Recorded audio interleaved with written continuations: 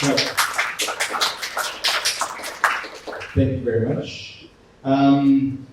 Yeah, hi everybody. It's quite exciting for me to speak here. I have to say, I've got a warm feeling inside. It's not just because of the 4 coffees I've had by now, but also because it feels a bit like coming home to me. Before I moved to Asia, I spent the last couple of years living in Helsinki, Finland. My wife is a Finnish citizen. So yeah, it's quite a bit of a coming home. And there's not much time probably to connect a lot with Finnish culture and getting into Finnish stories, but if there's only one thing to take away, I can suggest maybe I'm not sure if you've heard of it, the Finnish word sisu. Sisu is a word that's quite strong for spirit, perseverance, quite strong will, we would say. It's also the name of a truck company in Finland. But most importantly, it's a very brief word, so it's easy to remember, because most other Finnish words are quite complicated, so I recommend that one.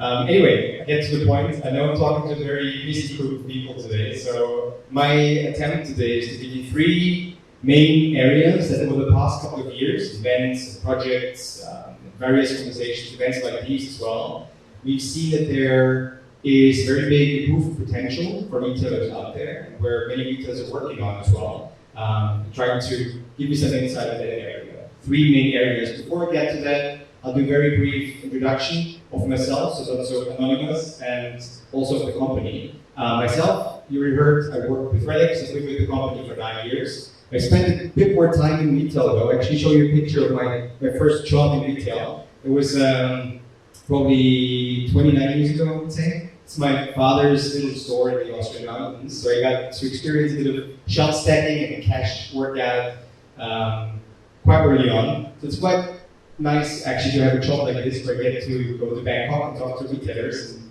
about the challenges and about their initiatives. It's I feel quite blessed in that way.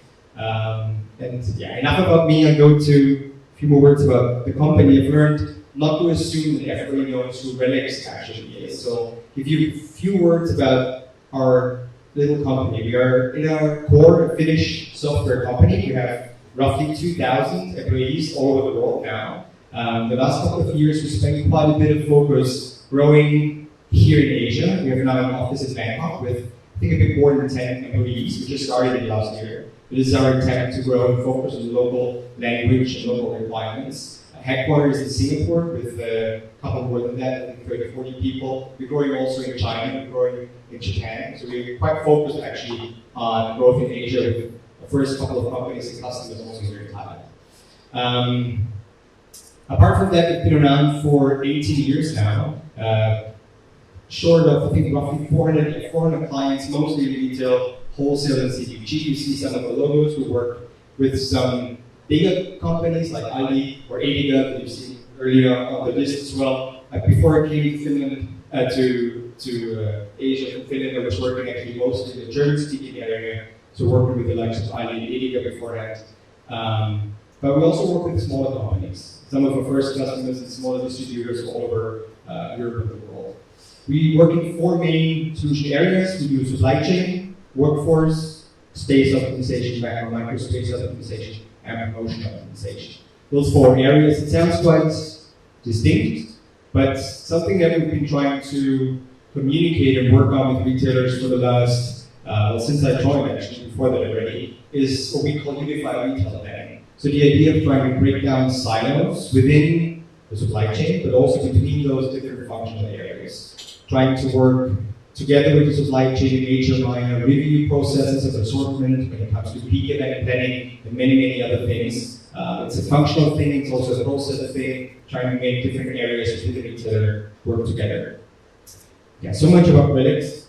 Questions, of course, always welcome also afterwards. I'll get into the first topic. Now, of course, I'm a bit at a disadvantage that I don't speak the local language. I don't know what Dr. Chatterjee was talking about, so I hope I don't contradict him. We'll see. The actually first topic I'd like to get into is a bit similar, I think, to what I saw, talking about growth, and you'll see where I'm getting at. Overall, and I'd like to start with a positive note, because many of these topics and presentations, when you go to interact and you look actually at all the topics that you had during the event this year are starting with quite negative points. A lot about supply chain disruptions and inflation, and I have to say I'll also get into that a bit in my other topics, but I'd like to start a bit more positive at least with the growth. And you've seen that there is substantial growth here in the Thai retail market. You've seen it's a bit different to other markets in Southeast Asia. I think roughly expected to be between 4 to 5%, depending on what numbers you look at. This is quite different to, for instance, Germany, where I come from, where over the last 20 years, the number has been closer to 0.5%. There's a different type of growth and a different type of attempting to increase your profit by, for instance, in Germany, we were looking at efficiencies, where here, how do you harness that growth is a different topic. The growth, if you read reports from Thai national banks and similar, mainly comes from GDP growth, it comes from the return of tourism, which I think is expected to be back to pre-COVID levels 2024, I think next year. So quite back to before.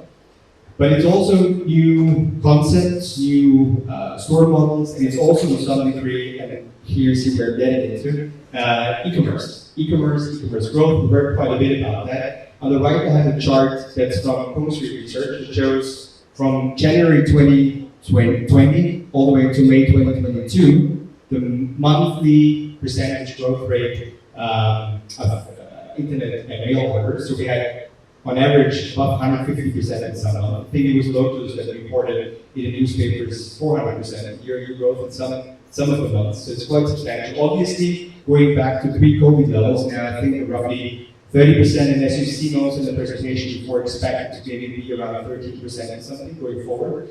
Important always to keep in mind when we look at those numbers, as on the left side, that the overall size of the, compared to brick and mortar, is still relatively small, right? So we're talking about expected to be in 2025, 35 billion US dollars, I think, of the e-commerce market in Thailand.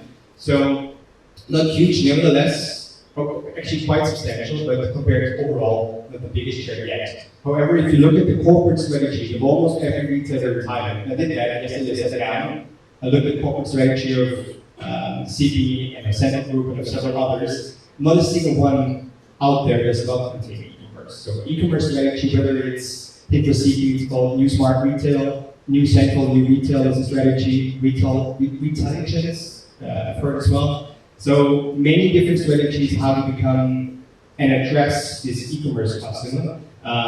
One of the main drivers and issue topics behind that also is that 10% of those 35 billion are already in quick commerce. So quick commerce with a lot of venture capital growing fairly quick, and it's also opening up the market to new players like Amazon, as we've seen before, new competition. So of course, you have a very big annual growth rate that's compounding, and you have new players coming in, so you want to be the first one to take care of that.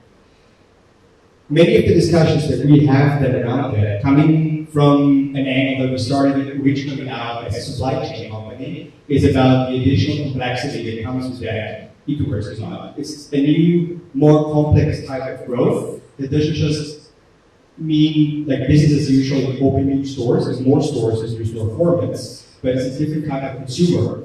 So you used to have your brick and mortar stores. Now, on top of these, already quite difficult to make sure you have the right amount of goods at the right place at the right time. Challenging with multiple banners, geographic challenges, with getting supply chain disruptions. On top of that, now you have Grab and Panda going into your stores, doing click and collect. You have your own dark stores, you have maybe e-commerce warehouses, you have new channels that also are changing rapidly. So you might add a new e-commerce warehouse, you might add a new dark store technology. On top of that, you have customers that suddenly are maybe price sensitive in a different way. They react to different promotions. You want to drive the different promotions. And there's also some other implications when it comes to how consumers check the availability before they go shopping. In Singapore, for instance, my brother lives in the US, also quite common. You check beforehand if you want to cook something on a weekend, specific recipe. If I go to the store, will the stock be available? What's the price going to be, by the way? We know also that shopping behaviors change. We had a seminar with Nielsen, I think, 2 months back in the Philippines. Big topic of the presentation was also how consumers during Corona have started comparing prices significantly more. Before go shopping and check prices and check availability, So it's not just that it's more complicated, it's also a different type of consumer behavior in these channels. And this is something from McKinsey. I think we had a chart from the same consumer pulse survey in a presentation before. This is now specifically asking in the Philippines, but it's quite interesting. It asks consumers, what do you do if you couldn't find the product that you were shopping for? In your store or in the website? The black side is bad, but this is about different kind of product groups. We talk groceries, we talk all the way down to fitness and wellness services. The black bar means I bought it somewhere else. And the very right side, the dark blue means I didn't buy it at all. So 50%, what we call the substitution factor, right? 50% of the time people buy something else, 50% don't buy it, but they buy somewhere else, which is exactly what we want.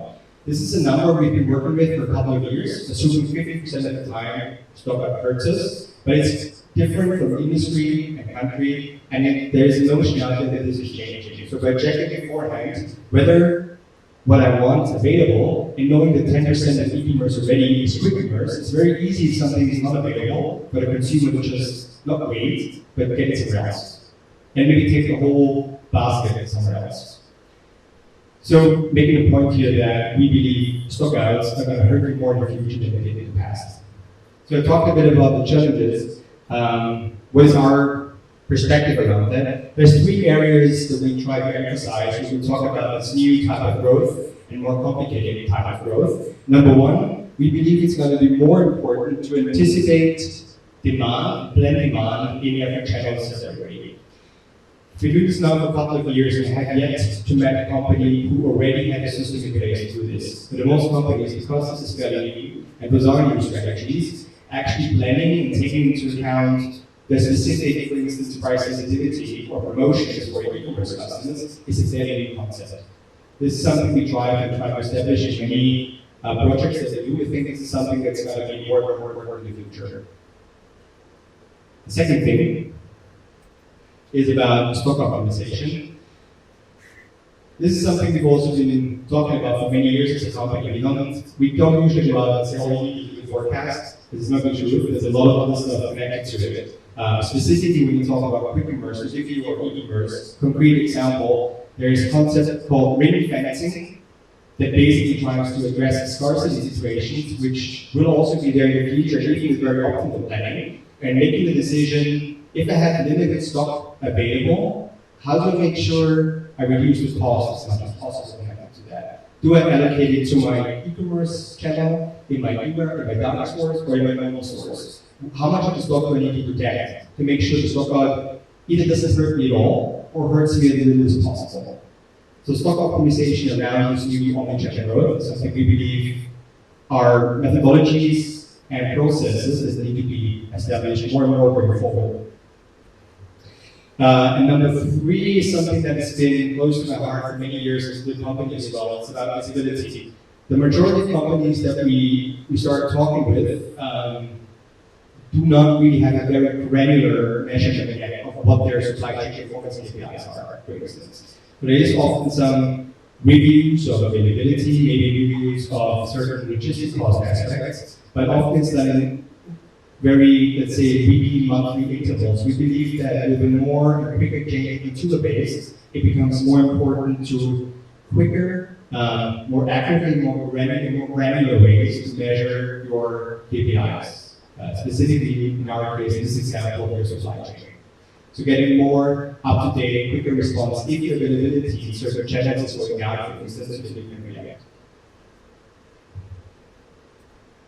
If this is something that's interesting, having a QR code, it's hard to scan it from a distance, but we're going to set up that slide deck afterwards. You heard about delegations before, I think also. We did a project around omnichannel as well with our delegates in the US, and NRF did a joint presentation alongside the omnichannel journey. So video, if you want to hear more about that topic. I mentioned that in the beginning, I don't just want to talk about improvement potentials, but also about measurability and the great value connected to things. So we always try to not just say abstract improvement potentials, but also kind of mention some numbers, because the question comes up sometimes. I made it very, I know if somebody has an accounting background that might get a heart attack, so this is just a simplified example of talking about an element of a business case. But for instance, if you are A typical retailer, say $1 billion US revenue, and you have a stock out rate of 5%, and you manage, which is, based on our experience, fairly low for many retailers here. You have some retailers where it's about 20% in convenience in APAC. Even if you just manage to improve it by 2% at the stores, 1% at the warehouse, assuming e-commerce demand. If you take away the substitution factor, if you take away the cost of goods sold, the annual benefit can be about $60 million US, the profit it brings. So we think there's a very substantial business case. And I also added some examples of customers in France, in the Nordics, in Germany, that had systems in place already, but they managed to harness these additional values, additional efficiencies by, for instance, adding additional custom capabilities. That was the first topic. The second topic is usually when we talk about something like availability, the first thing that comes up is that, well, what can I do about availability? My suppliers can deliver. So it's more about the fill rate and what I can do. If I think back this year at NRF, I spent 3 days standing in our booth, and every time I went to take a buy, the first question was, what's your main challenge? What's the biggest thing that you would like us to help with? And in 2 out of 3 cases, the answer was supply fill rate. How can I make sure my suppliers deliver better? So it's a very, very prominent topic. Just to hammer home that point, I've got a few examples with me. The first one was something that was discussed quite a bit at the event I just mentioned, the Philippines, where now meat is, onions are more expensive than meat currently. There's been a significant shortage of onions. It's a first time ever kind of event, and it's still ongoing. And this was in March, the first time. And I think this is a new wave of onion shortage yet again. One different example, for instance, in Singapore, we had too many eggs. 250,000 eggs was the wrong way to predict the prices of eggs, which is very different again. Just going back to my previous markets, Germany, where most retailers, Edeka, who someone mentioned earlier, told us they have huge issues getting eggs. Whenever they order eggs, they get half of what they order initially. It's very different kind of depending on where we are in the global effect. And other examples like Thailand, increased risk of floods, which also will bring about disruptions. So as mentioned, I had to talk again about disruptions. I don't want to give you a lecture about the bullwhip effect. I know that you're all more than familiar with this topic. I just want to open up a little bit the background that there is obviously many key drivers. One driver, planning based is bad numbers. The onion example is something where the agriculture in the Philippines made the statement they don't know how much to grow. It's not, we could grow more onions, we just don't know how much are needed. And at the same time, we also got feedback in Thailand from retailers telling us that we wish that the farmers tell us they don't know how much to grow. So it's a very similar issue. Sharing information with your suppliers, with your farmers, and work right at that level. Could be one issue. Second issue, we know about exchange rates, has been in the Philippines also a big topic. Similar look like but when it goes down, you buy on additional stock, and then you might have it for a longer time. Because it is quite difficult assessing total cost of ownership of the prices from the supplier. What does it cost? Something sticks around for several months or half a year, for instance. Planning in silos, this is an example from an Indonesian retailer that I talked to. This is a store, backroom storage. When we asked them about the background of this situation, they explained to us that there's completely separate incentives between the warehouse and the stores. The warehouse are incentivized based on discounts. They will buy a lot of goods, they have a big discount, they have a big bonus, and then they push it to the stores. And in the stores, it's helpless, you don't know where to put stuff.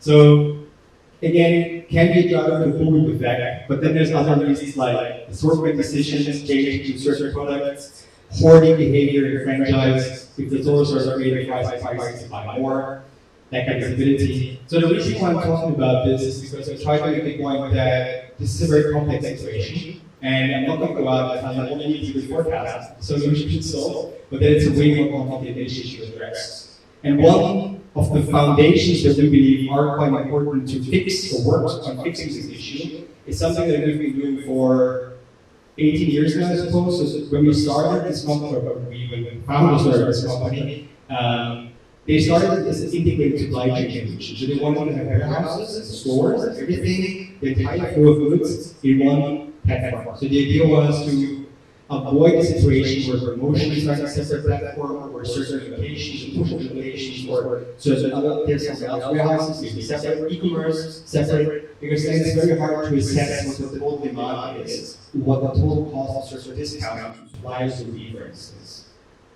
I want to give you a few more concrete examples why we think this is very, very, very valuable. Number one, if you look in your planning behavior or end-to-end, so take into account everything, all the stored inventory, all uplifts and promotions and so on, it's easier for you to say, when, for instance, you do get a discount offer from a supplier, how much inventory do you currently have in my full supply chain, and how long will I have this additional inventory that I will get due to the supply discount? So you can make better decisions about the cost associated when you buy something, for instance. Second example is that it helps you to give systematic information to your suppliers. So we just heard also earlier, potential increase in private label brands. Typically when we talk about private label increase, also means stronger partnership requirements with your suppliers because of production planning, because of long-term planning. With this trend, it becomes more important to share reliable long-term plans. And we believe reliable long-term plans come also again from the end-to-end perspective. So you need to take into account, for instance, if you have stock run coming up and you want to smoothen out the peaks, you will pull certain shipments several weeks earlier, you need to inform the suppliers about that. But it's also about having this kind of information in your end-to-end planning. If you change something here, what does it mean back here for your strategic suppliers? And I'll give you one more example. Multiple suppliers, changing between suppliers. There are some retailers also here we talk with in Asia that already do multiple supplier changes for fresh, for instance, combine different suppliers, quite common. However, many companies also stick to one supplier only sell. In some cases, it's a strategy. In other cases, it's just a lack of processes and feature support, for instance. So having the ability to switch between different suppliers. It comes a little bit back to this example. If you have one strategic supplier, likely you will get very good prices. The different, more maybe convenient equipment supplier might be more expensive. But if you can look at your supply chain from an end-to-end perspective, from a digital twin, if you want to use a different marketing word, for instance, it's easy to say, is it worth it? So can I pay more, or is the stock out going to be more expensive? So I'm not saying that this is like the gold bullet, all you need is kind of an end-to-end platform, but I think many solutions have to build something like that, the full visibility. So supply disruptions. And so don't just bring numbers from other studies, we also do our own studies. We have the Supply Collaboration Report. This is the one for 2023 that we just published in March. Again, QR code sends out, it's interesting to you. We asked many suppliers about what kind of data do you get from your retailers, how do you collaborate. 78% of suppliers that we asked already receive some sort of planning data. So it's not a new concept to share data, we don't say that. But 26% say, only 26% that the data is easily accessible. Right? So most retailers get probably Excel sheets, emails from multiple customers, very hard to actually use this in the planning process. 87% of suppliers wish to collaborate more. There is an urge and a will to collaborate more with your customers, but only that's actually the probably most interesting number. Only 4% say that they have any sort of system support. But it's mostly emails and Excel sheets, which makes it quite hard to build a proper strategic partnership if you want to exchange KPIs, comments, and build a joint process. Okay, getting to my final topic. Now we have a situation, top availability, supply disruptions, no more, ideally. But still there's competition out there. We're not the only ones. So the question becomes, how do we beat the competition to the customer?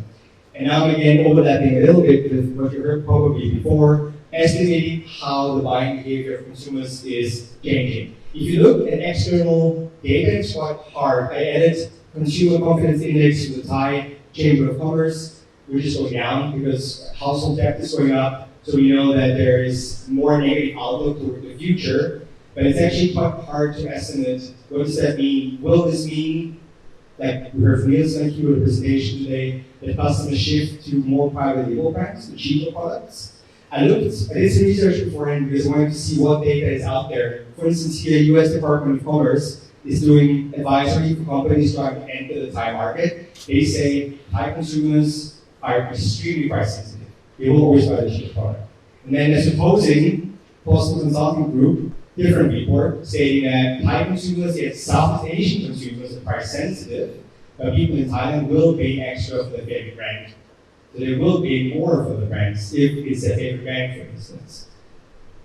So the point I'm trying to make is I think it's very hard to go from external data and actually make decisions about how do you best address your consumers. We believe that the actual truth most likely is to find within your data, within how your consumers buy, and with your big data set, your past promotions. And we've been doing this for a while now, investigating, analyzing promotions of retail partners. One thing we found, and it's something that it's also not new. My first project, maybe 8-9 years ago with Redex, we already had this topic that we discussed with retailers. Are your promotions even working at all? Because we see many that don't have any uplift.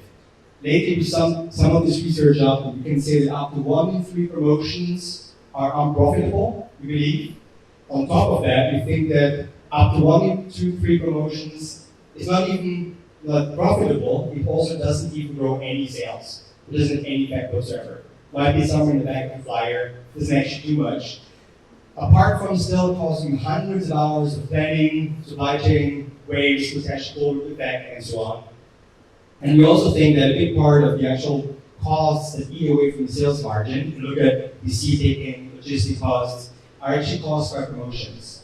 They say 18% by discounts and by marketing costs. Now, many will say that's impossible because we don't actually give discounts. Suppliers give discounts, we just pass them on, but we think it's not quite that easy. I want to show you something that we call the promotion waterfall. This is something we do in promotion analytics. You can do this kind of breakdowns with machine learning algorithms and several different ways. What I'll show you here is a more granular breakdown of the promotion. On the very left side, you will see the actual sales during the promotion period of product X. And one step to the right, actually 2 steps, we'll see 2 more things. We'll see the baseline sales, what would you have sold without the promotion, and next to it, what was the uplift? So how much more did I sell due to the promotion? This is something that many retailers are still doing today. It is looking at what is the uplift effect of my promotions and trying to kind of harness that information. But it doesn't quite end there. Of course, then if you look into receipt level data, for instance, the baskets of consumers, you can figure out what is the switching effect or cannibalization effect. So people come to the store to see a promotion, they buy a certain product instead of a different product. A different product that maybe would have had high margin too. So we have to take this away from the uplift. And you can see this deducting the switching effect from the uplift. And then we talk about the stockpiling effect. So we know that at a certain time after the promotion, people will buy less because they buy more coffee, they buy more beer, and then they won't buy it for a while. So you can't just look at that uplift. You also need to look at the period after the promotion to really consider what is the actual proper uplift of the promotion. And there's a halo effect. So people come in, you have a discounted wine, people maybe also buy some beer on top of that. So we can detect halo relationships based on the seat level data to actually say, okay, what other additional profit do you have from your promotion? And then we know what the actual true sales uplift is. And then we take into account variable funding, fixed funding, and only then can we actually say what's the actual profit of that promotion for that product. And that's something we have been doing now. And if you want to hear more about how this works, not a QR code that goes into detail about the algorithms, I'm not going to bore you to death, but this is something if you want to read more about it. The interesting part about this is that the majority of retailers that we talk with have 3 types of promotions. There's ones that work amazingly well, they're actually really good for the profit, great supplier funding, great halo effects, keep doing them. Then there's the type of promotions which are kind of okay, the profit uplift is not amazing, or there's only a sales uplift, which might be good still for marketing reasons or buying consumers. But these can be improved. In many cases, just adjusting discount levels, adjusting how you do the promotion is our hypothesis here. You can already increase and get them profitable. So without major changes in your promotion strategy. But the most important thing, and it's something when I first looked at some of the data sets that we had, it was quite amazing to me, that there's for most actually a really big part of promotions that we think hurt your margin and actually are negative profit impact. We don't suggest now that every retailer goes out and cuts half of their promotions suddenly, but we suggest that you might want to start somewhere down there, cutting some promotions out, because promotions have overhead in planning, collaborations, in the impact also in the supply chain. You can hear it coming from a supply chain background. But that's kind of what we propose. And coming now, closing the loop to what I said in the beginning as well, consumer behavior is changing, growth is becoming more complex. We do not suggest that this is like a one-time exercise. We believe that going forward with more complex customers and more complex channels to sell to, this is going to be a constant, or should be a constant part of the promotion planning process. Constantly reevaluating how your promotions work, trying new promotions, cutting out bad promotions, increasing margin. And then this way, if you try new things that work well, buying new consumers and beating competition again. Just to make this a bit more practical, we did this together with Coop Estonia, biggest retailer in grocery retailer in Estonia. I have yet another QR code with you. The video head of purchasing from Coop Estonia did a video for us talking about this project, how it worked together, the challenges, the outcomes. Quite nice. Sales uplift for promotions increased. So just leaving this here if you want to hear something from a reference. Yeah, that's it from my side. If you are interested in this and you want to talk about measuring value, business cases, and some of these elements, very happy to talk more. I'm going to be walking around here. Thank you.